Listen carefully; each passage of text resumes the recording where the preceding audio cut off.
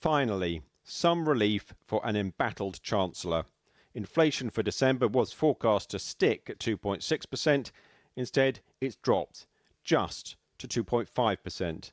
The smallest change possible, but it was enough to send interest rates on government debt plummeting. Rachel Reeves' budget calculations were under threat. Debt markets across the world suspecting that neither inflation nor interest rates were falling as fast as expected. The Chancellor selling government policies over breakfast with business leaders today. The lower inflation number eases the pressure on her, at least for now. Well, it's good that inflation is coming down to target, but we know the cost of living is still a pressure for many families across the country, and there's more work to do. When the Chancellor in this government talked about bringing stability back to the economy and our politics, this was an important part of that, and it shows that the Prime Minister's plan for change is working. Airfares in December were lower than expected, and that played a big part in cutting inflation. That statistical blip helped the government today, but it may not be repeated. I was like, should we go together? Yeah. And many businesses see higher costs and higher prices on the horizon. Rochelle Anthony has been cutting hair for 13 years. She says the Chancellor's decision to raise national insurance on her staff is just another cost, slowing her business down. I'm still going, but I'm holding on, literally holding on with my claws in, trying to keep going. The cost of products is continually rising, utility bills, gas, electric, they're all sky high. So we don't want to pass that price on to our customers. It's so hard to actually source things now that are what they were costing 6 months ago. Everywhere is charging the same prices and they're all really, really high, sky high. The cost of living crisis, which saw inflation peak at over 11%, now seems firmly in the past. But in recent months, price rises have been edging up again, and despite today's fall, some economists see inflation rising above 3% by April. If that does happen, the Conservatives are keen to pin it on the Chancellor's tax increases. Mr. Speaker, just today, the British Retail Consortium says 2/3 of businesses will have to raise prices to cope with his tax hike. His Chancellor ignored all the warnings and ploughed ahead with an unprecedented borrowing spree, leaving all of us more vulnerable. Mr. Speaker, we took the right and difficult decisions at the budget. Decisions that they did not have the courage to take, which left us in the mess in the first place. Today's fall in inflation makes it more likely the Bank of England will lower interest rates next month. That could give the economy a short-term boost. But for many businesses, it's higher taxes, which they say are now cutting their prospects for growth. Well, earlier I spoke to the Trade Policy Minister, Douglas Alexander, who's announced a multi-billion-pound investment deal with Malaysia today. But first I asked for his reaction to reports of a ceasefire deal between Israel and Hamas.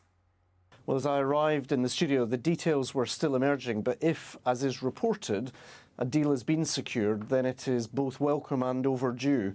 The British government has been consistently arguing, along with international partners, that we need to see the hostages released, we need to see aid getting into Gaza, and of course we need to see the killing stop. So in that sense, if the reports prove to be vindicated in the coming hours, it will be an overdue relief and a matter of welcome for the British government.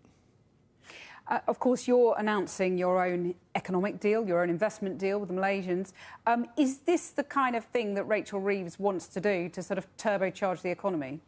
Well, I think arguably we're going to have the most politically stable of the G7 economies in recent years. I think that explains why we were in a position to secure about £63 billion worth of headline investments at the time of the International Investment Summit in the late autumn. And this announcement from the Malaysians is a reflection of, I think, a degree of confidence amongst internationally mobile investors that the United Kingdom is a good place in which to be doing business in the coming years. Well, this deal you're announcing today, you say will deliver schools and homes, but you're spending more on debt interest than on schools and hospitals. This is a major headache for the Chancellor, isn't it? Well, listen, we are ever vigilant as to movements in the international bond markets. You wouldn't expect me to offer a running commentary on that. I'm a trade minister, not the Treasury Minister. But the reality is we've set out our fiscal rules. We've taken, frankly, difficult fiscal decisions in order to ensure that we filled the black hole that we inherited. And on that basis, as I say, we'll then be taking decisions in relation to the National Wealth Fund, the establishment of GB Energy, trade policy, industrial policy, planning policy, the whole range of levers that you would expect over the coming 4.5 years to deliver the growth that everyone wants to see. But the chair of the CBI, the business lobby group, says that in trying to fill one black hole, the one you inherited, as you point out, you've created another one. Well, I simply don't agree. The fact is, when you have a problem, you have a responsibility to deal with it. That was a responsibility the previous government weren't willing to discharge. It's right to recognise we could have raised about £20 billion in that budget simply to fill the £22 billion black hole that we inherited. But we were clear that we received a mandate from the British people in July, not just to stabilise the public finances, but also to take action to address the crisis in our public services. People want to see investment in the National Health Service. That's why we've committed not just to investment, but also to reform in the health service at the beginning of the Parliament, so that we see the benefits accruing to the British people in the course of the next 4.5 years. So you're right, it was a judgment at the time of the budget. I think it was a judgment consistent with the expectations of the British people. And now all the talk around the corridors of Whitehall is about public spending cuts. You know, you came to power promising to change Britain.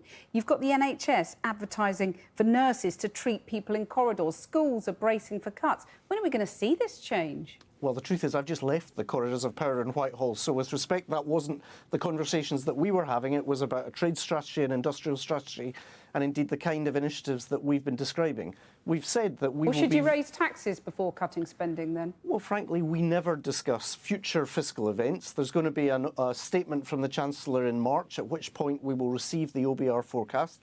I can't speculate as to what those independent forecasts will say in the middle of March, but I am clear as what the Prime Minister and indeed the Chancellor said in recent days, that the markets and the public can feel a degree of assurance that we will take whatever action is necessary to keep ourselves aligned with the rules that we've set out. OK. Just finally, how concerned are you about the prospect of Donald Trump slapping a load of tariffs on us and then, you know, further weakening growth potentially? Well, let's see. In chancelleries and in prime ministerial offices around the world, everyone is trying to figure out, if you like, is what President Trump says matched by what President Trump does. The reality is, of course, he's spoken a great deal as a candidate. He talked about tariff being the favourite word in the dictionary as far as he was concerned. Let's wait and see exactly what emerges after the inauguration on Monday. But you can be assured that there's been a great deal of thought and contingency planning being put towards exactly those challenges by a responsible British government. Douglas Alexander, thanks very much. Thank you. Well, I've also been speaking to the economics professor who inspired Keir Starmer's growth missions, Mariana Mazzucato from University College London, and Rain Newton-Smith, chief executive of the CBI. I began by asking Rain if she thought Rachel Reeves had turned a corner with the economy. Well, I think lower inflation today is certainly welcome news, and hopefully that will lead to a lower path for interest rates. So I'm sure Rachel Reeves will be breathing a sigh of relief, but the work is not done there. We just absolutely have to make it easier for businesses in the UK to invest and to grow their businesses. Well, Mariana Mazzucato, that's the point, isn't it? Because businesses, according to the Tory leader, are laying people off because of the budget. Labour's just made it worse. Well, I don't know about that. First of all, these recent changes in interest rates and inflation just show that we need to be careful to distinguish long-run structural features in the economy from the daily noise that goes up and down. And what we really should be worried about are those structural features. So for the last 20 years, the UK has had very low public investment. We are one of the lowest in the G7. Had we invested the average, we would have invested 500 billion more over the last 20 years, and especially business investment has been low. We can't have, companies like Thames Water just giving all the money out as dividend payouts and, to the shareholders. We need profits to be reinvested back in. Rain, what do you make of that? I think we're all agreed we have to make it easier for businesses to invest in this country. From the business leaders I speak to, they don't want to be walked from government department to department. They want to have a responsive government that gives them the planning permission to deliver the investment that will create jobs and growth and the productivity that Mariana is talking about. Mariana, what would emergency public spending cuts do to your vision of this growth future?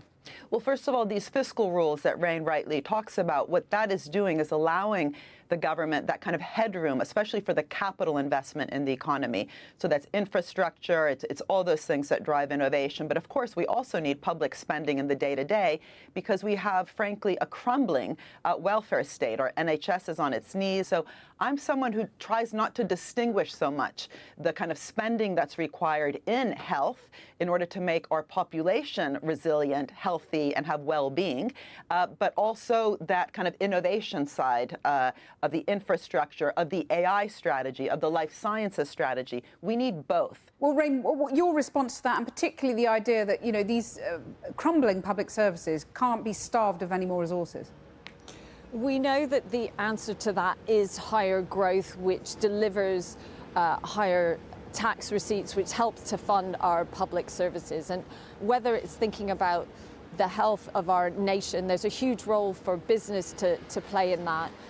But ultimately, it has to come from investment, and that investment needs to come from the private sector. And what we need to ensure is that the decisions that the government don't make it harder for businesses to invest in their people, to invest in innovation, and to create jobs.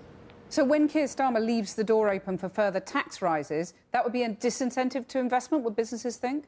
What I'm hearing from the business leaders that I speak to is if we look back to the budget in the autumn, that made it much more difficult for businesses to invest. It reduced their headroom for investment in the near term.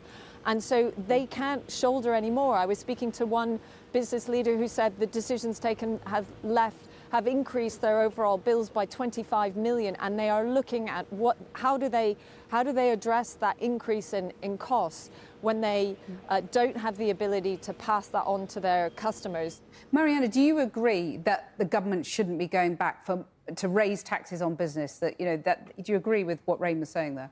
So, first of all, we should distinguish types of businesses, and I think what we just heard is absolutely right in terms of making sure that how we design the tax system is not penalizing small businesses that often already are struggling. There's many large businesses and many global large businesses that actually pay very little tax. Instead of just talking about tax, there's corporate tax, there's capital gains tax, there's income tax. What we need is that kind of portfolio of taxes that the government has choices over what to do with to make sure that they are being designed in a smart way. Rain, you were looking to get in.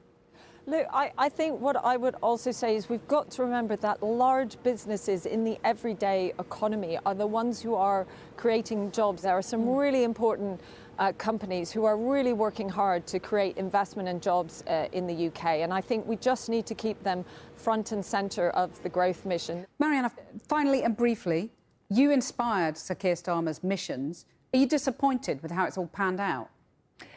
No, I'm not disappointed, but I do think that we really need to take those missions seriously, and definitely in a more sustainable way of producing, and that's both food, energy, materials, transport. Rain, is business as disappointed as some of your members suggest in what Labour's done, particularly since the budget? Look, all the business leaders that I speak to absolutely want this government to succeed. This is not about a race to the bottom, it's about a race to the top. But we cannot make it harder for businesses in that everyday economy to take a chance on creating more jobs and investing in our local communities. Rain Newton-Smith, Mariana Mazzucato, thank you very much for joining us. Thank you.